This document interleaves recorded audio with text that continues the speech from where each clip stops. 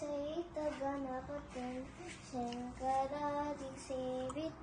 विरक्तसकलमुनिवरसुरराजविनुतगुरुगुहं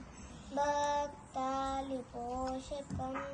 भवसुतं विनायकं मुक्तिमुक्तिप्रदं भूषितगं रक्तप्रभं भावयामि गुरुगुहपदपङ्कजमति उक्तमनिशमाश्रये निरतिजय निजा प्रकाशक नित्यसुखं फलप्रदम् निरजन भव पुरन्दरं हरिवेदितव्य अत्रिशुकवश्रेष्ठवामदे पालितपूर्णवन्दितं शक्तिसहितगणपतिं शङ्करादिसेवितं विरक्तसकलमुनिवरसुर